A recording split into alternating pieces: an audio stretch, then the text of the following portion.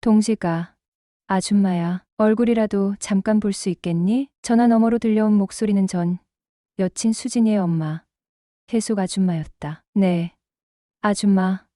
저는 언제든 괜찮아요. 근데 무슨 일이세요? 아니, 결일은 아니고 얼굴이라도 한번 보려고. 내일 시간 괜찮니? 네, 좋아요. 그렇게 아줌마와 만나기로 약속을 잡고 장소로 향하는 내내 긴장감이 가득했다. 혹시 수진이와 헤어진 걸 내 탓으로 돌리려는 건가? 아니면 무슨 이야기를 하려는 거지?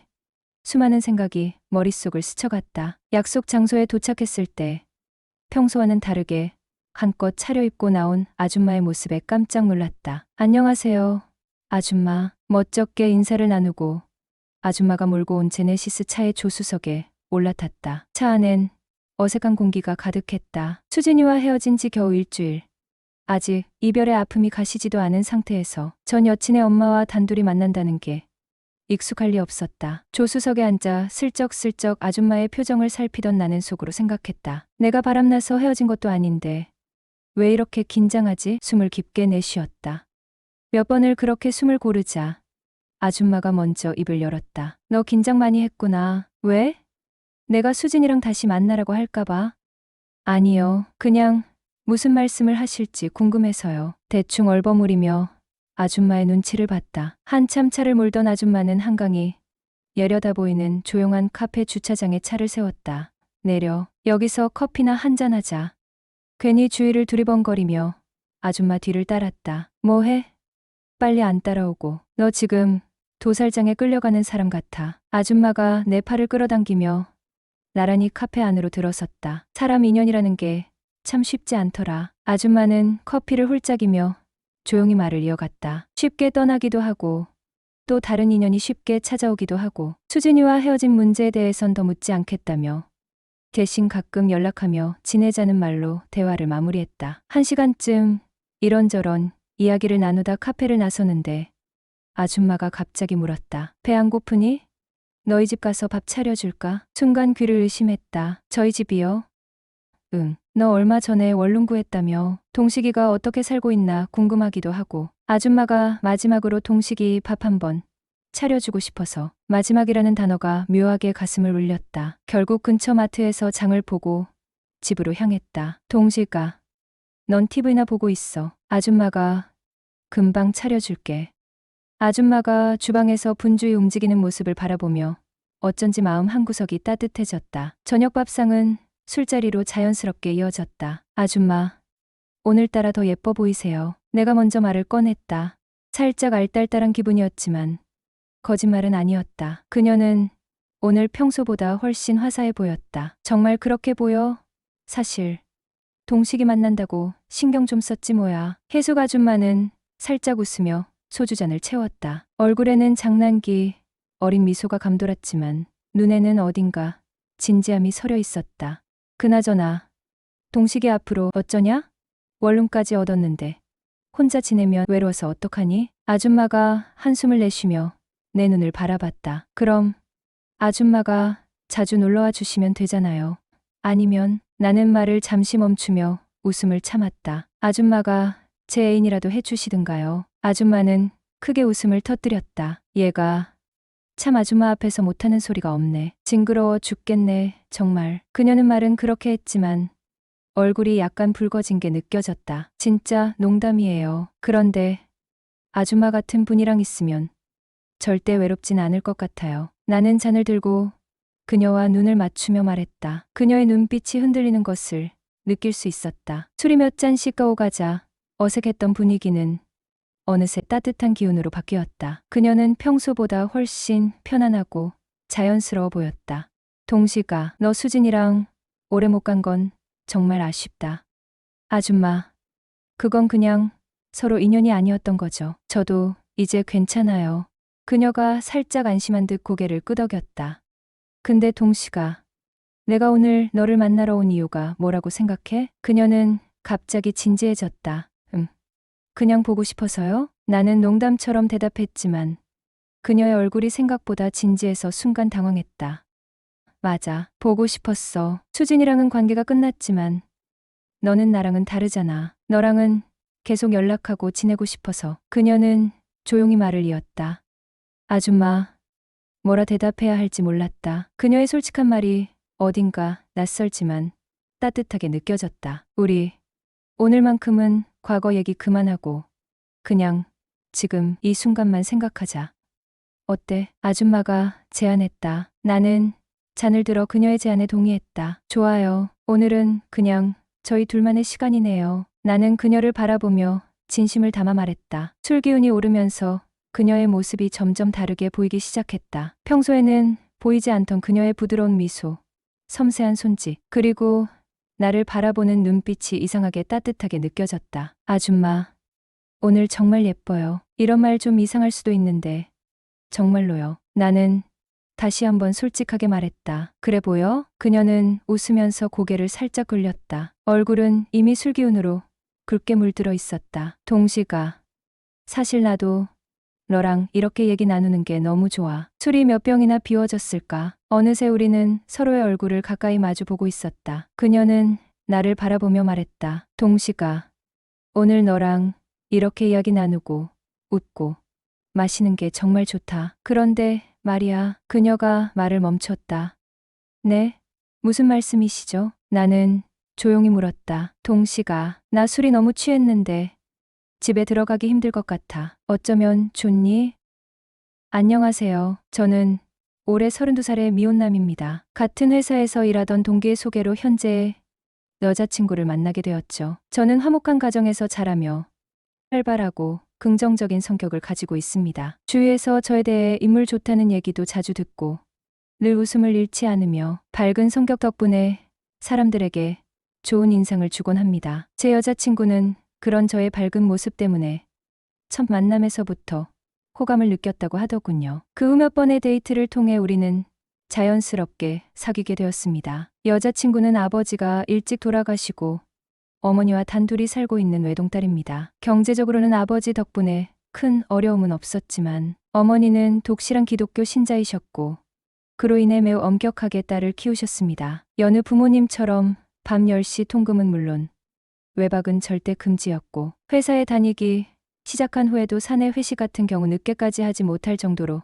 간섭이 심했습니다. 심지어 회식 때면 어머니가 회식 장소 근처까지 차를 몰고 와서 기다리며 여자친구를 데려가곤 했습니다. 저는 여자친구를 몇 번 집에 데려다 주었지만 늘 아파트 입구에서 헤어졌고 정확한 집 호수도 알지 못했습니다. 사실 그 당시 저도 어머니가 무서웠습니다. 어머니가 워낙 딸에 대해 간섭이 심했기 때문에 8살이나 많은 딸의 남자친구인 제가 그분을 어떻게 대할지 막막했던 것이죠. 그러던 어느 날 여자친구와 늦게까지 술을 마시던 중 그녀가 완전히 취해버렸습니다. 집에 들어가기 싫다며 떼를 쓰고 울기까지 했고 그때부터 어머니의 전화와 카톡이 쏟아지기 시작했습니다. 여자친구는 술에 취해 전화를 받지 않으려 했고 결국 제가 대신 전화를 받았습니다. 안녕하세요.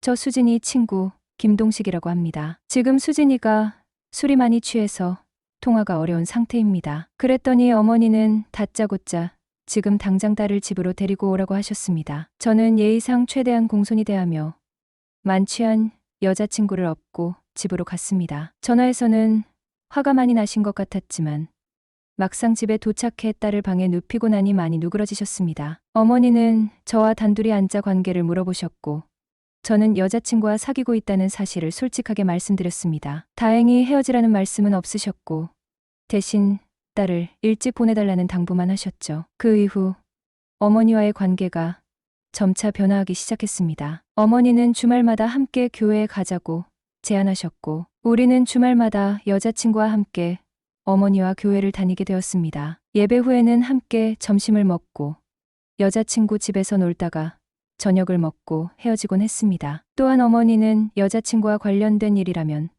자주 저에게 전화를 하셨습니다. 여자친구의 표정이 안 좋아 보일 때면 무슨 일이 있냐고 물어보시기도 했고 연애를 시작한 이후 어머니와 여자친구가 다투는 일이 많아지면서 저와의 통화도 점차 늘어갔습니다. 그런 와중에 여자친구가 독립을 결심하게 되었습니다. 어머니는 이를 강하게 반대하시며 걔가 여자친구에게 바람을 넣은 게 아니냐고 저를 나무라시기도 했습니다. 그러나 여러 갈등 끝에 어머니와 여자친구는 집 근처에서 살되 어머니가 자주 방문하지 않기로 합의했습니다. 결국 여자친구는 집에서 도보로 5분 거리에 있는 원룸을 얻어 독립하게 되었죠. 어느 날 여자친구가 주말을 이용해 제주도로 2박 3일 여행을 떠나게 되었고 그 일로 어머니와 큰 갈등이 생겼는데 어머니는 속상함을 참지 못하고 저에게 전화를 걸어 하소연을 시작하셨죠.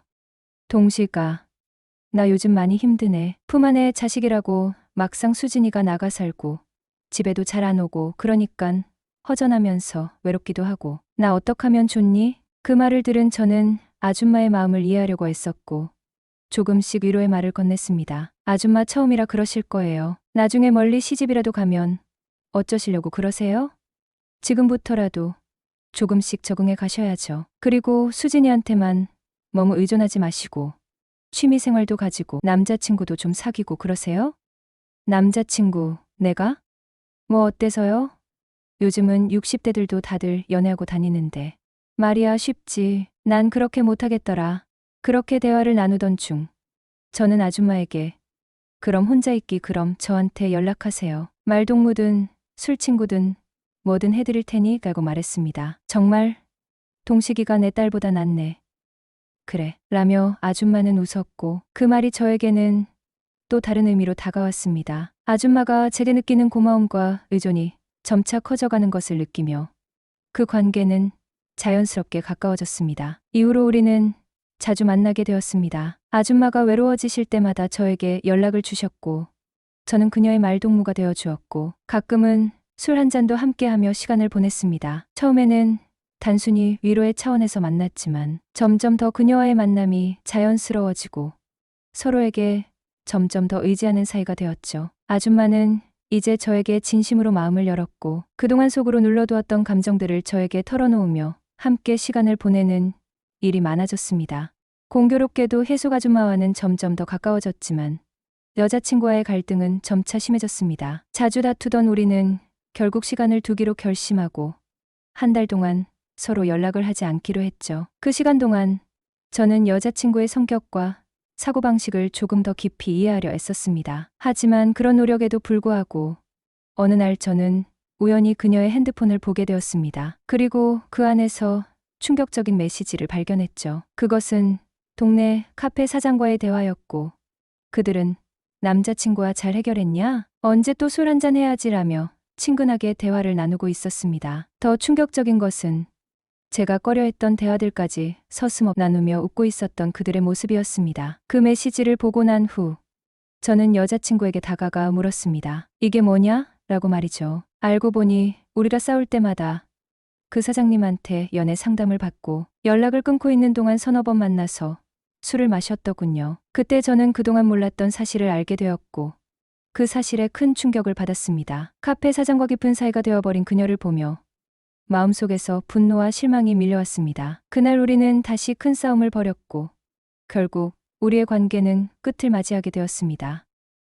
어느덧 그녀와 만나온 지도 6개월을 넘어섰습니다. 아줌마는 15살이나 어린 남자친구에게 잘 보이고 싶었던 걸까요? 평소와는 다르게 젊어 보이는 예쁜 옷을 입고 시내의 고급 미용실에서 헤어스타일을 바꾸기까지 했습니다. 제 성격이 까탈스러워서 그런지 여자친구와 만날 때 성격 차이로 자주 싸우고 스트레스를 받아 헤어진 적도 여러 번 있었습니다. 그래서 저는 성격을 꽤 중요하게 생각하는 편입니다. 8살 연하의 여자친구와 헤어진 뒤 나는 정말 내 성격에 문제가 있는 건 아닌지 고민을 많이 했습니다. 평소 술을 잘 마시지 않던 제가 그때는 자주 술을 마시게 되었습니다. 그리고 그 후 전 여자친구의 어머니인 혜숙 아줌마를 만났고 그렇게 서로 술에 취해 어떻게 하다 보니 사고를 치고 말았습니다. 처음엔 정말 창피하고 민망했어요. 내가 여기까지 왔구나라는 생각에 많이 혼란스러웠습니다. 하지만 솔직히 말하자면 혜숙 아줌마에게